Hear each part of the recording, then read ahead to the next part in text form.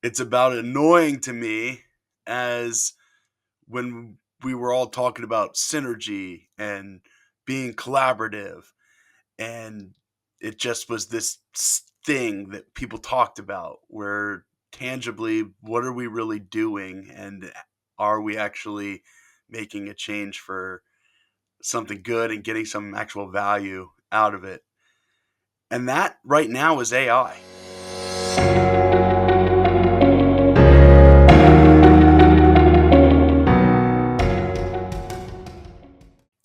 Hello, and welcome to Enter the Nebula, episode 27.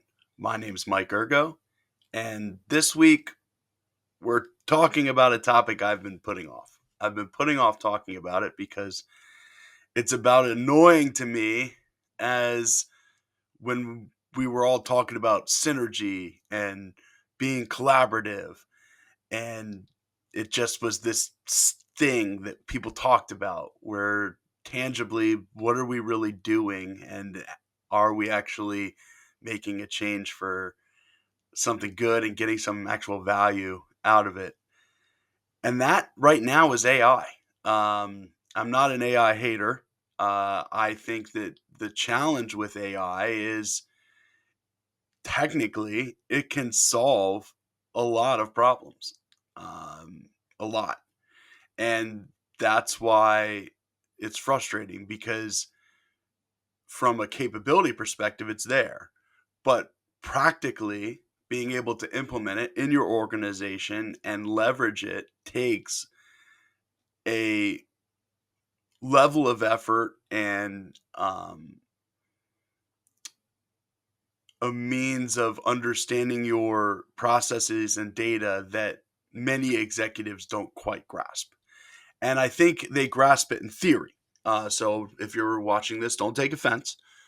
But I don't know if the folks who are estimating the level of effort are always being honest. And so we'll dive into that. And I've come up with what I think are three high level steps to implement in your organization as you're evaluating different AI capabilities, tools, areas to implement, and make it so that you can be successful in theory at a high level, because AI does have so many different capabilities and so many organizations are very unique.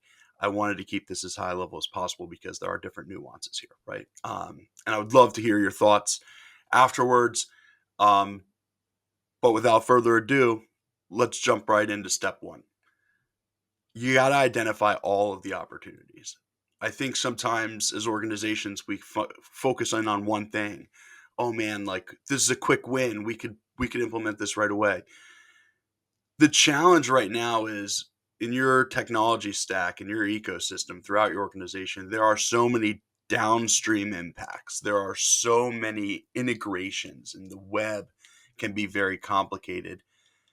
It's good to identify all of the opportunities, or as many of the opportunities that AI can assist you as you can, because the way you set up one of these machines to learn in your ecosystem could impact other machines, or it could have areas where it could be effective and you don't even know about it because you haven't thought about it. So it's important at first to not just focus on one area, but at least to acknowledge all of the areas. And that way, when you're really looking at the tools that you can implement, you'll be able to know maybe there's a two for one. Maybe you can, uh, kill two birds with one stone, as they say, or maybe not. But you know at least what you're looking at for your organization. So that's step one. And it's really a brainstorming session. It's nothing that needs to be set in stone, but it does need to be done. Step two, understand the reality of your current state. And this is for your data and for your process, because your data is what your data is. And there is rare, it's very rare where you're going to find that your data is perfect. But if it is, good for you. Congratulations. But usually there needs to be some kind of normalization or changes that need to be made. And then you have to look at the process too, because your data got that way somehow. It didn't magically become that way. It's getting that way because maybe you have swivel chair data entry, or maybe there are fields where there's not enough governance. The data is where AI lives. It lives in understanding and learning from your data and being able to solve questions or prompts based on that data. So if your data is not good, you're going to find that the tool you bought that was going to solve all your problems isn't solving them, and that's something to be aware of. Before we get into the last step, let's do a quick review. First thing we're going to do is we're going to document and try to understand the art of the possible. What are all the different applications of AI? Second step, let's take a look at our data and our processes. In the art of the possible, where is all the data that impacts those areas? How does it get in? And then finally, come up with a level of effort and a roadmap draft that is accurate and as honest as possible. And I say that because you have to be aware or wary of the sharks in the water right now. And this isn't any offense to all of the beautiful and super cool AI tools that are out there, but they are trying to capitalize on this. And that's awesome. But for you as an organization, you have to be careful. There are a lot of promises that are going on right now. Promises like, oh, let's clean your data in parallel. Let's clean up that in parallel. Well, if your data is not clean, how are they going to develop a tool effectively based on bad data and an assumption of future good data? I just don't agree with it. And I know sometimes companies have this need and you got to get it done. And there's, always an exception to the rule.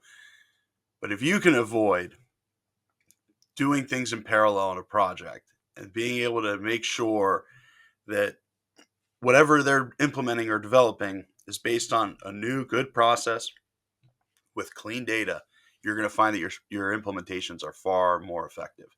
So those are my 3 steps. Nothing groundbreaking, right? Nothing crazy, but I think it's important for us to remember as leaders within these organizations that are interfacing with these vendors, and you get pressure sometimes. Hey, we don't want to be behind. We don't want to fall behind. We need to be on the cutting edge. Make sure in order to be on the cutting edge that you're taking and doing your due diligence, following these 3 steps, among other things. But these 3 steps I think will be very helpful. If there was a fourth, I would say just always make sure your organization's prepared for it. Change management's important. It often gets forgotten. I'll beat that drum all day. You'll get far more adoption in using the tool and entering the data correctly and following those processes if you're a change champion.